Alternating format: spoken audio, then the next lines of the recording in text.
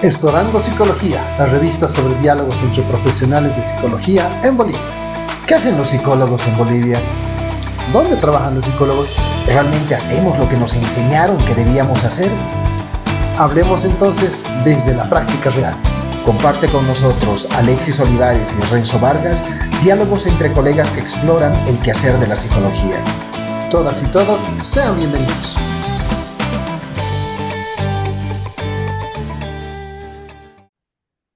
Saludos cordiales a todas y todos. Bienvenidos más a este segundo ciclo de Explorando Psicología, la revista en la cual, conversando con nuestros colegas, hablamos y descubrimos cómo había sido hacer psicología en Bolivia. Alexis, ¿cómo estás? Renzo, ¿qué tal? Sí, estamos aquí en una nueva entrevista y para tratar un tema bastante interesante, Renzo. O sea, nosotros hablamos de psicología y todo esto tiene mucho que ver con la parte del cerebro y justamente es eso a lo que vamos a empezar a entrar un poco el día de hoy. Y en función a aquello es que tenemos una invitada muy, muy especial para nosotros. Ella es Gisela Garbizú Terán. Ha estudiado en la Universidad Mayor Real San Francisco Javier en Chuquisaca, en Sucre, o sea que tenemos una invitada del interior del país. Ha hecho su maestría en neuropsicología, tiene conocimiento en neurociencias y todo esto la ha llevado a trabajar también con lo que son mujeres víctimas de violencia o de drogadicción y bueno, lógicamente en todo lo que significa la parte neuro de nuestra profesión. Gisela, ¿cómo estás? Hola, ¿qué tal, Alexis? Renzo, ¿cómo está? Bueno, acá muy contenta por poder compartir un espacio con ustedes. Gracias, Gisela. Por fin tenemos a alguien que también desde el sur está haciendo psicología y nos va a comentar su experiencia y cómo está trabajando. Justo está en Sucre ella, de la ciudad donde ya sabemos dónde están todos los locos. Y ella nos va a Harto hablar un laburo. poco de su experiencia, ¿no? Gisela, gracias por estar con nosotros y permíteme empezar con, bueno, con lo básico, ¿no? A ver, de cómo ha sido que te has especializado en neuropsicología. ¿Era algo que tú tenías planificado? ¿Cómo ha sido el tema desde tu transcurso y experiencia universitaria? Si nos pudieras comentar un poco sobre eso, por favor. Claro. Bueno, en realidad no estaba en mi plan. Mi plan ya al egresar de psicología era especializarme en forense en realidad. Y fue por esa razón que yo entré a la Defensoría de la Mujer acá en Sucre, del Centro Juana Zurduy, para hacer mis prácticas.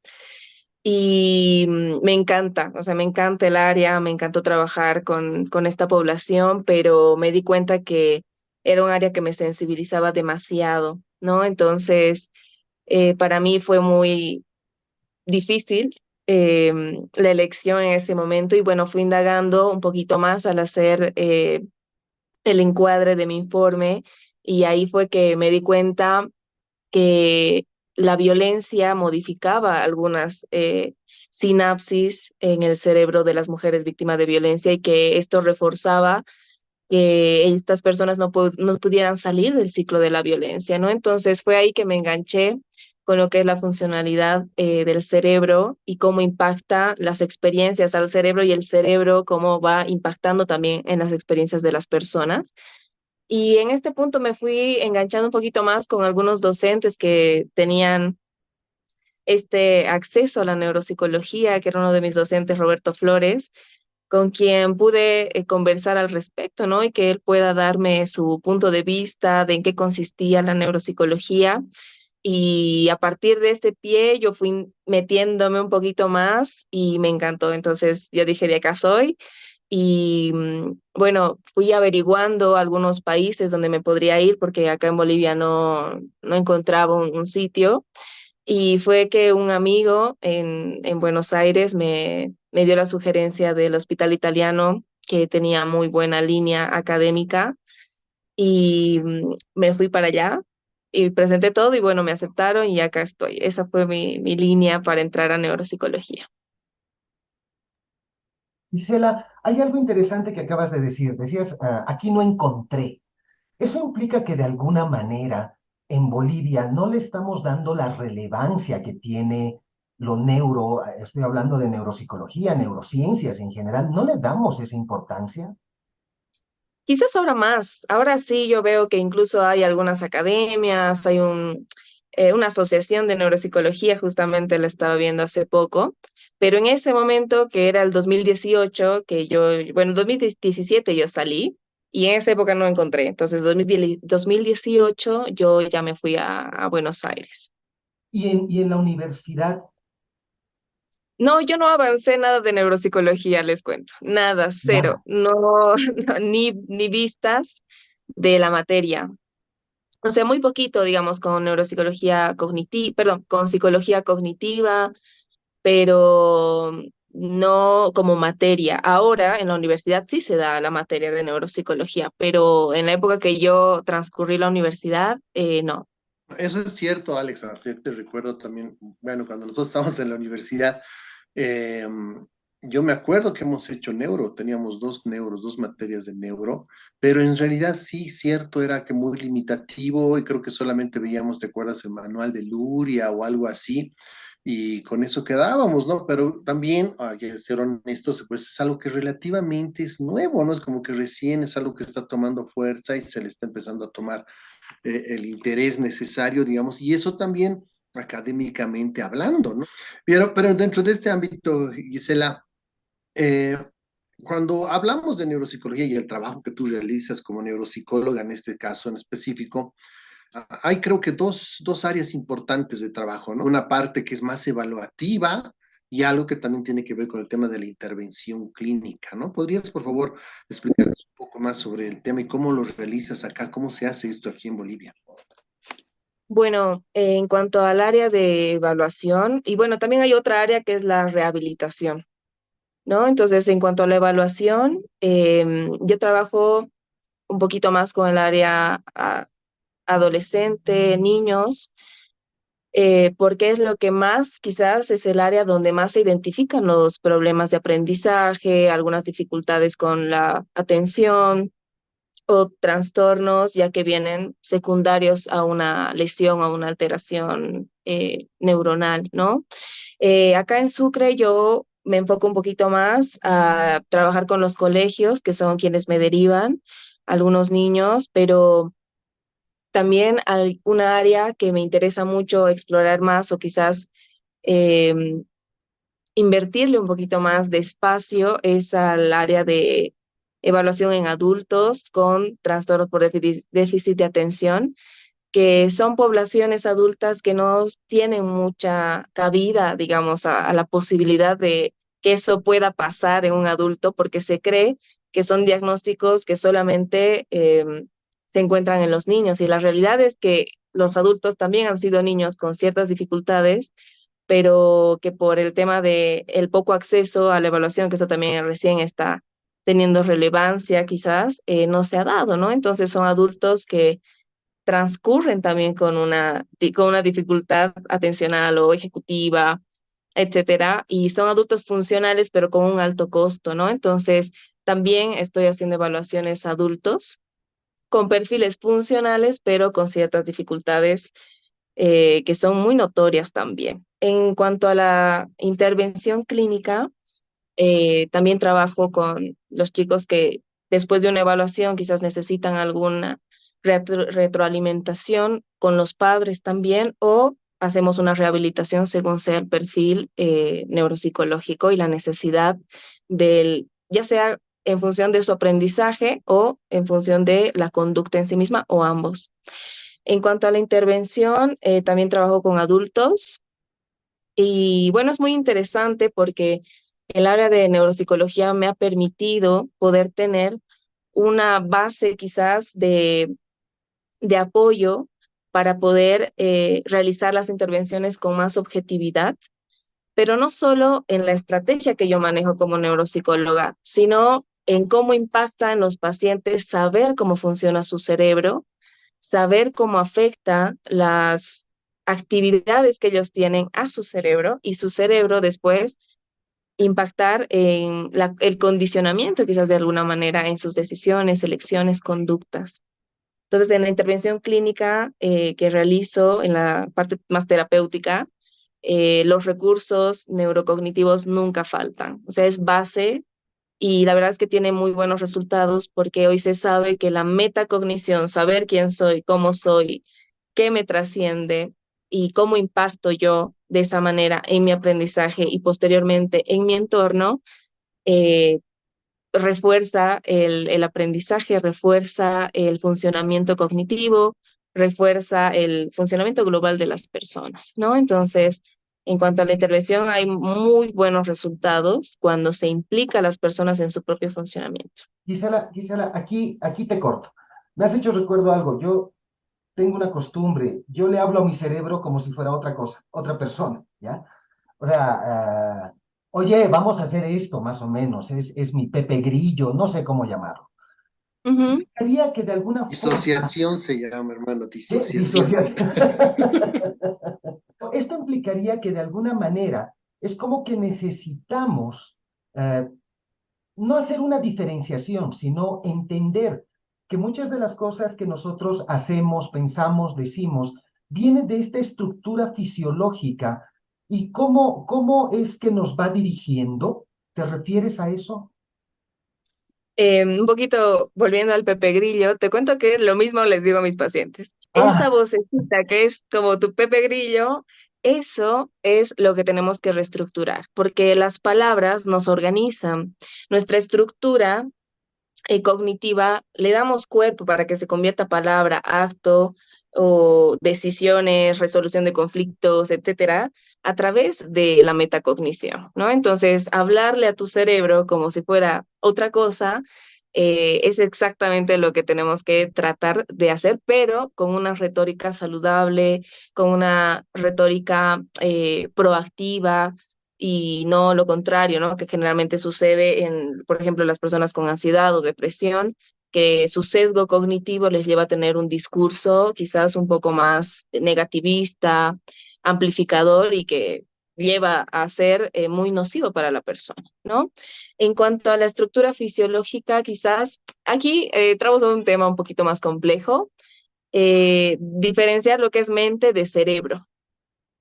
¿No? Entonces, el cerebro es la base fisiológica, pero la mente, que es esta parte más compleja del cerebro, es el resultado de la funcionalidad interconectada del cerebro, ¿no? Entonces, estaríamos basándonos en ambos y tratando de que esta función superior, que es la mente, tenga mayor recurso y herramientas útiles para cada estructura de persona. ¿Y cómo porque básicamente estaríamos hablando de que es parte de psicoeducación, ¿no?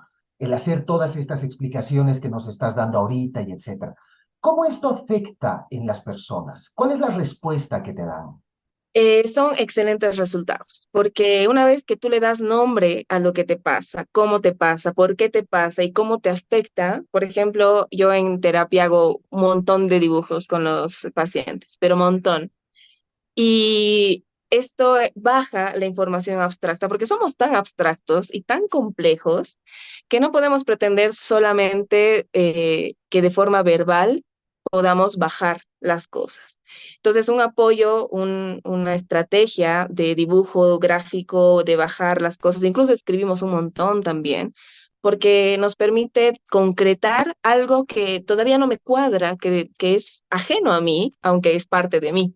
¿No? En cuanto al conocimiento y el reconocimiento de uno mismo, el proceso metacognitivo beneficia de sobremanera saber por qué me sucede lo que me sucede en los pacientes. Y a través de ese enganche, ya puedo estructurar mi nueva conducta, mi nueva estructura de pensamiento, ¿no? Que es lo que hablamos, la reestructuración cognitiva. O sea, lo cognitivo y lo mental es tan abstracto que los pacientes cuando lo ven en un dibujo, lo bajan a una palabra, a una característica, saber que, ah, ya, este es mi hipocampo y esta es mi amígdala. Cuando yo entro en ansiedad, mi amígdala estalla y comunica a todo mi cuerpo que hay una reacción que me está generando un peligro y que la reacción no necesariamente es un león atacándome.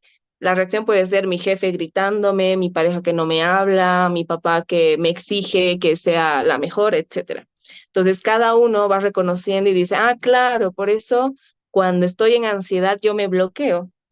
Y sí, porque frente a un estrés emocional, el cerebro tiene tres formas de reaccionar frente al estrés, que es huir, pelear y la última, paralizarse. ¿no? Entonces, esos son los tres mecanismos que mi cerebro ya tiene codificado. Entonces, cuando yo comprendo que no es porque yo no sepa qué decir, que no es porque yo soy un tonto que me bloqueo frente a mi jefe, sino que es el mecanismo natural de defensa de mi cerebro, me quita una culpa enorme y también me ayuda a tener herramientas o crear nuevas herramientas en esos momentos para salir del momento de bloqueo. O que me pongo en modo pelea porque me estoy sintiendo atacado, que no es funcional y tampoco es resolutivo, entonces me ayuda a salir del modo agresivo, ¿no? Por ejemplo, yo siempre les pido a mis pacientes que en estas tres formas que tiene mi cerebro de reaccionar, los ocuparemos mucho con animalitos, ¿no? Porque sí, tenemos la misma estructura, los animales también lo tienen, que es de supervivencia. Entonces, por ejemplo, generalmente decimos que mi modo pelea es un león.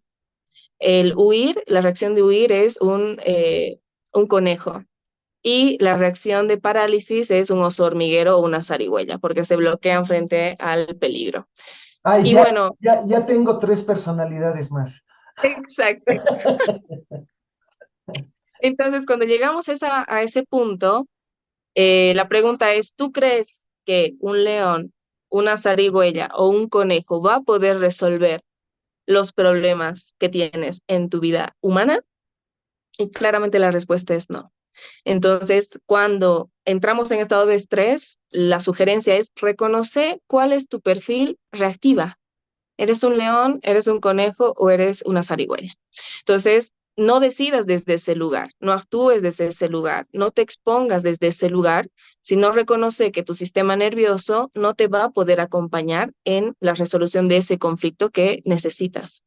Entonces, hay menos reactividad, menos impulsividad, baja un montón también la ansiedad anticipatoria y también la ansiedad de ese momento, que generalmente es la que genera todo este bloqueo cognitivo y el prefrontal, que es el que tiene que resolver, tomar la decisión, planificar la conducta, no tiene chance, ¿no? Entonces, cuando el paciente empieza a darle nombre, dice, no, estoy en modo león, mejor no reaccionaré o no diré, ya eso, reforzamos comunicación. Entonces, ese cerebro empieza a estructurarse de otra manera, a reaccionar de otra manera y a planificar sus pasos también de otra manera. ¿Cómo haces ese proceso evaluativo? Más o menos, o sea, ¿base en qué instrumentos utilizas? ¿Qué tipo de pruebas? No sé, cuál es más o menos tu, digamos, tu metodología evaluativa en torno a estos casos. Pero al mismo tiempo, esto quisiera relacionarlo. ¿Qué diferencia hay entonces entre, digamos, una práctica de psicología clínica clásica, así le pondremos, y con lo que tú haces? O sea, ¿qué diferencia yo encontraría si yo voy a tu consulta en relación a una atención en psicología clínica clásica a lo que tú haces? Perfecto. Bueno, vamos con la primera. Em, ¿Cómo estructuro? Bueno, la evaluación neuropsicológica primero inicia con el primer contacto, la primera entrevista, que cuando son niños yo lo realizo con los papás y también con el niño o la niña. Y cuando son adultos, bueno, con el adulto y si es que hay alguna característica que ya viene arrastrando desde la infancia, les doy un cuestionario para que los puedan consultar con sus padres o personas que tengan este conocimiento de neurodesarrollo, que es sumamente importante y da mucha información. Entonces, en esta primera entrevista evaluamos todo el perfil, quizás más conductual del niño, de aprendizaje, de rendimiento, en el que también involucro al colegio, ¿no? Una vez que yo me entrevisto con los padres, em, evalúo qué pruebas van a ser necesarias para ese perfil, para las características de ese niño, y también me entrevisto con el colegio para saber cuál es la funcionalidad, porque muchas veces la conducta no es la misma en el colegio y en la casa.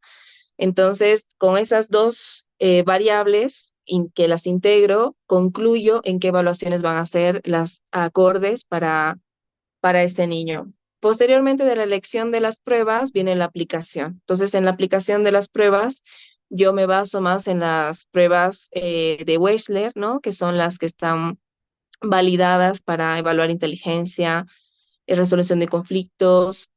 Y también uso la NEPSI, que es una prueba neuropsicológica específicamente, que me permite evaluar, contrastar, ¿no? Porque una habilidad cognitiva, no, lo que exige la neuropsicología es que al menos 2 pruebas puedas evaluar a una habilidad para sacar una conclusión. Entonces, solo con una prueba y decir, este chico tiene trastorno por déficit de atención o esta persona tiene trastornos de aprendizaje, no es concluyente, no debería serlo, ¿no? Entonces, también trabajo con algunas pruebas que son específicas de dificultades de aprendizaje.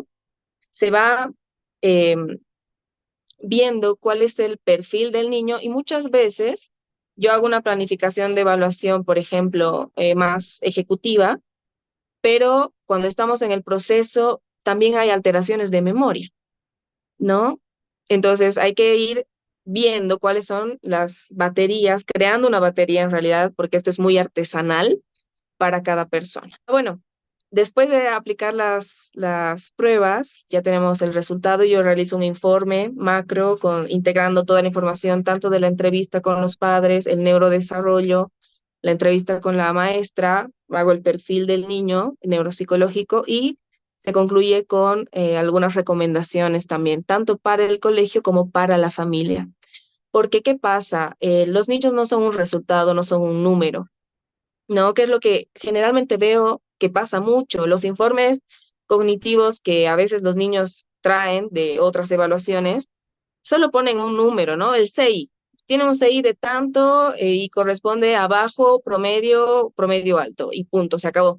Y no me dice nada más. Entonces, esta familia viene peregrinando porque el niño sigue con dificultades, no recibe la atención adecuada y es uno, por una parte, perder el tiempo, que es muy importante en este caso, en los niños, y segundo, que hay un agotamiento en la familia tremendo porque no entienden la familia qué significa ese número. Y incluso, lastimosamente, me he topado con familias que no les explican qué es lo que el niño tiene. Entonces viven con una preocupación de no saber qué hacer, cómo ayudar al niño y el niño muestra conductas de empeoramiento porque, claro, eh, la misma exigencia del contexto se va haciendo, se va incrementando más. Entonces el niño con sus propios recursos ya no llega a cubrir esas demandas. Por lo tanto, el niño también se ve afectado en su autoestima, en su autovaloración, en su percepción de sí mismo, ¿no? Entonces, trato siempre de integrar con el colegio, de ir a los colegios para explicar qué es lo que se ha visto, explicar qué es lo que necesita este niño y darle el confort al niño que necesita para aprender, porque todos los cerebros aprenden. El tema es que no todos aprenden igual, ni todos aprenden al mismo tiempo. Entonces, una frase que me encanta que dice, la neuropsicología hace lo posible, no hace lo imposible. No es que cuando hacemos un entrenamiento al niño, el niño va a volver a aprender como todos los niños de su edad teniendo una dificultad. No, sino se trata de hacerle posible a ese niño el entorno de aprendizaje, ¿no? Entonces, muchas veces les exigimos a los chicos, ¿no? Que aprender, repetí 20 veces la suma, eh, ¿por qué no te concentras? Y los castigamos de una manera terrible y los niños que terminan haciendo rechazando el colegio o rechazando los espacios de hacer las tareas, ¿no? Y se vuelve un suplicio. Para la familia también, pero una vez que la familia recibe este informe y comprende cómo funciona el cerebro de su hijo, incluso son más empáticos, incluso la culpa baja y todo mejora. Este tipo de dificultades, como tú lo mencionabas bien, Gisela, se ven ampliadas, se ven complicadas porque se maneja mal este aspecto importante de decir específicamente, esto es lo que sucede, esta es la situación y explicarte y entenderla, ¿no? Para evitar todo esta reacción hacia el colegio, hacia los maestros, hacia una materia o hacia como que tú como padre hacia tus hijos, ¿no? ¿Cómo hacemos el tema? O sea, ¿cuál es la diferencia específica entre una consulta de psicología clínica tuya y una tradicional frente a la tuya? Bien, bueno, la línea de la neuropsicología lo que nos permite es justamente comprender con qué herramientas estamos pretendiendo construir esta casa.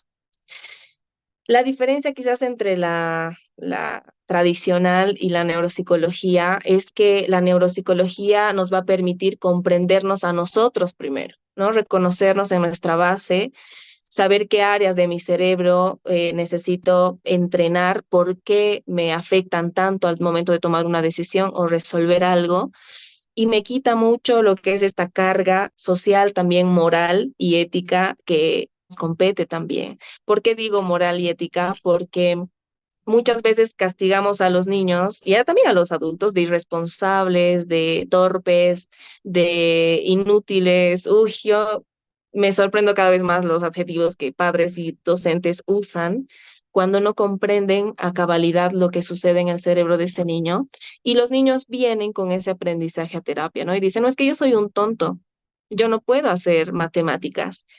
Y claro, la desvalorización que este niño ha tenido por la dificultad X que pueda presentar, le genera lo que es la indefensión aprendida, ¿no? Y la defensión aprendida es decir, yo de por sí ya estoy indefenso y mi cerebro ya no reacciona. Y se limita a posteriores experiencias retadoras en la vida, ¿no? Por lo tanto, poder comprender cómo y de qué manera afecta lo que digo, lo que hago como terapeuta a ese cerebro, ya es un plus. ¿No? Porque la experiencia que ese paciente tiene en terapia hace muchísimo. Entonces hay que tratar de entender, formular mis palabras, formular mi técnica, incluso mi tono de voz, mi forma, mi estructura, para poder presentar el tratamiento a ese paciente, sea niño, adolescente o adulto. Entonces, baja mucho los niveles de angustia y los niveles de angustia, ansiedad y estrés son limitantes al aprendizaje. Entonces, si yo no sé cómo funciona ese cerebro, de qué manera se activa su estrés, su circuito de supervivencia, capaz yo sigo dándole estimulación, que es lo que Renzo decía. Estimular no es repetir 20 oraciones y espero que eso mejore tu léxico o tu vocabulario. O haz 20 multiplicaciones cada día y vas a mejorar en la multiplicación. No, lo que pasa es que para que un niño multiplique o haga sumas o haga aritmética o haga lectura, hay una base que se llaman los precursores de aprendizaje. Entonces, si yo no veo el trasfondo de esto, aunque yo le repita 20.000 veces, no va a aprender. ¿No? Entonces, la estimulación también hay que saber cómo hacer. No es de hacerla por hacerla, no es de repetir nomás hasta que salga, y si no sale, bueno, es porque el niño no quiere, porque es un flojo, sino que la estimulación tiene que tener un sentido, tiene que tener una base y tiene que tener un objetivo. E incluso tiene que ser retador en la medida correcta para ese cerebro. Porque si la estimulación es muy fácil, ese cerebro no se mueve, no genera el efecto de plasticidad de aprendizaje. Y si esa actividad es muy difícil, bueno, el niño se frustra y abandona, ¿no? Genera este bloqueo. Entonces, sirve mucho para poder comprender el seguimiento, la base y a dónde tenemos que llegar. Eso. Gisela, quisiera hacerte una última pregunta. Tú nos mencionabas antes de que a veces hay informes en los que bueno, han puesto diagnósticos incorrectos, no se ha trabajado con las pruebas que eran las adecuadas, lo que tú decías, vas testeando y vas armando tu batería de pruebas. Entonces ahí yo veo una gran limitación, porque tú recibes un material para poder trabajar, pero es un material que no está bien elaborado, o sea que no hay base, en pocas palabras, tienes que comenzar de cero. Y al margen de eso, también lo que nos comentabas ahora, cómo los padres, los profesores, el entorno en general, pues va etiquetando, estereotipando al niño y lo clasifican, ¿no? O sea, ya tiene, ya lo han clasificado en una casillita que dice sonso, que dice inútil o falto de voluntad. Al margen Ujú. de esto, ¿con qué otras dificultades te encuentras en el trabajo que realizas? Me encuentro con la dificultad de, primero, ausencia de equipo, quizás interdisciplinario, ¿no? Como la neuropsicología es algo que recién está introduciéndose acá, al menos en Bolivia, en Latinoamérica, y ha habido un boom y se está trabajando bastante. En Bolivia todavía noto, al menos acá, que hay resistencia a reconocer que hay otras maneras de ver al paciente, ¿no? Yo necesito, por ejemplo, un equipo de neurólogos, psiquiatras, otros profesionales también del área de la psicología. Y cuando yo envío el informe, por ejemplo, es como, bueno, sigue siendo lo que yo veo, ¿no? Hay mucha resistencia a ver al niño con posibilidades diferentes. Si no, ahí este sesgo cultural de no, es que él no quiere, es que yo le explico, y no, no es que una vez necesite ese niño paciencia, necesita paciencia todas las veces que sean necesarias, pero cuando comprendo, por eso es que yo voy a los colegios, porque si yo dejo solo el informe, no hay una total comprensión como debería ser, ¿no? Y hay muchas creencias, muchos sesgos culturales que también hay que ir limitando para poder ver al niño realmente, ¿no? Me encuentro, por una parte, con esa dificultad. Por otra parte, me encuentro también con negligencia de las familias, que es un poquito la misma base, ¿no? La resistencia a aceptar que mi hijo tiene alguna dificultad. Y también la resistencia porque me genera culpa, ¿no? Sobre todo veo más en las mamás, las madres, asumen como con culpa, ¿no? Como que es mi culpa, es que yo no le di pecho, por ejemplo, ¿no? O es que yo no podía atenderlo de pequeño porque tenía que ir a trabajar y por eso es mi culpa. Y esa culpa enceguece a los padres para poder hacer algo ahora, ¿no? Entonces, no es solamente de decir al padre o a la madre, tome el informe y vea qué hace con su hijo, sino es trabajar, contener, explicar las veces que sean necesarias. Yo, cuando termino de hacer una evaluación, siempre hacemos una sesión completa de devolución del informe donde les explico absolutamente todo, porque es muy importante que esos padres tengan comprensión total de lo que sucede con su hijo. Y posteriormente hago seguimientos, ¿no? Una vez al mes les voy escribiendo cómo van, en qué están, si es necesario hacer alguna intervención, la hacemos, pero no es bueno dejar a la familia así con un diagnóstico, ¿no? Entonces hay que hacer seguimiento. A veces, como les decía, la interconsulta con otro profesional puede ser limitante, ¿no? Como que a veces la soberbia también interfiere en ese sentido de, no, como que mediquemos, ¿no? Mediquemos y ya con eso va a funcionar, va a prestar atención. Y no funciona de esa manera. No digo que la medicación sea mala ni buena, pero si la medicación no se acompaña con una adecuada intervención, ese cerebro va a seguir desarrollando estrategias limitadas como pueda y en una base poco funcional, ¿no? Es cierto que, por ejemplo, los cerebros con dislexia desarrollan estrategias de lectura, pero son estrategias limitantes para el niño posterior cuando la demanda sea más alta.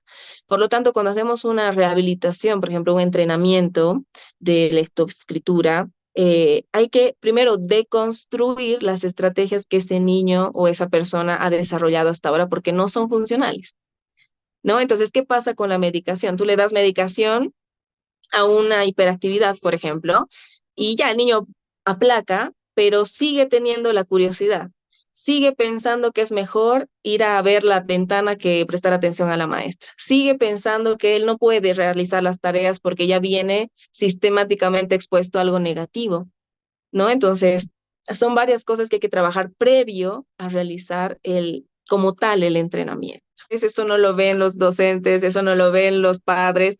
Los padres piensan que traen a sus hijos y en 2 sesiones ya debería estar leyendo, o en 3 sesiones ya debería comprender, ¿no? Y no funciona así, es un proceso prolongado en el tiempo y de hecho un seguimiento muy riguroso. Y no solo en el año escolar, sino para larga data, porque ese cerebro es dinámico y se va a ir modificando en contextos, en vivencias, en expectativas, y no es lo mismo trabajar con un cerebro infantil que con un cerebro adolescente, que con un cerebro adulto. No requiere diferentes estrategias. Bueno, les quisiera comentar el caso de una paciente adulta joven que toda su vida pensó que tenía TDAH, que es el trastorno por déficit de atención e hiperactividad, porque tenía muchas dificultades para asumir retos, tomar decisiones, resolver conflictos, ¿no? Un perfil muy característico, de hecho, de este trastorno. Entonces, ella ya tiene 26 años, ¿no? Entonces, imagínense que desde aproximadamente sus 15, ella hizo terapia y, bueno, la psicóloga le dijo, ¿no? Que tenía que buscar la manera de hacerse una evaluación porque claramente tenía un déficit de atención. Y cuando vino a consulta me decía, he buscado tanto porque me dijeron que solo los neuropsicólogos pueden hacer esa evaluación. Y la verdad es que esto me está afectando mucho porque, claro, ella ya había salido de la carrera y no sabía qué hacer, ¿no? Estaba bloqueada totalmente. Y todos aludían al trastorno por déficit de atención que aparentemente la condicionaba. y la trataban también desde ese lugar, ¿no? Como que, ay, es que tu déficit, ¿no? Bueno, cuestión que arrancamos con la evaluación. Resultado de la evaluación cognitiva era impecable. Pero ¿qué pasaba? Yo también aplico algunas pruebas, más cuestionarios de antecedentes, ¿no? No solamente de lo cognitivo, sino de lo vivencial. Pruebas de ansiedad, pruebas emocionales, complementando, nos encontramos que en realidad lo que generaba interferencia era una mala gestión emocional, que devenía de una experiencia de abuso, de una experiencia de abandono, de una experiencia, de una infancia funcional, entre comillas, pero con mucho abandono, ¿no? Con lo cual, esta persona atravesó por experiencias emocionales traumáticas que generaron bloqueos emocionales que no le permitían ejecutar adecuadamente. Entonces, qué pasa ahora con esta paciente? Que al ver que no tenía un déficit de atención, primero una liberación impresionante. Segundo, mucha culpa también, porque el factor emocional minimizado, ¿no? Decía, ¿cómo la ansiedad me puede generar esto? O sea, no puedo creer que solo sea mi ansiedad que no me deja moverme y no sea, o sea, yo esperaba algo más cool, digamos, ¿no? Como que, claro, es el déficit de atención que no me deja. Pero, claro, y ahí, ¿qué pasa? Que me permite asumir más responsabilidad conmigo, con mi gestión emocional, con mi experiencia de vida, reconocerme desde otros lugares.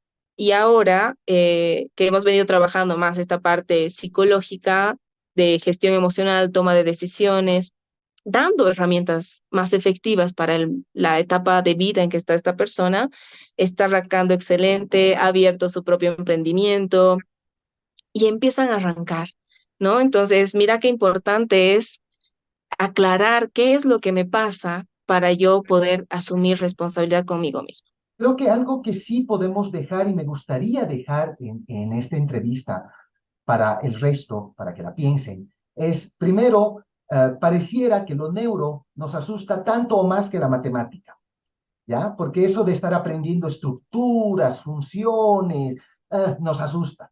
Primero, es importante, esa es la nueva tendencia, ¿no?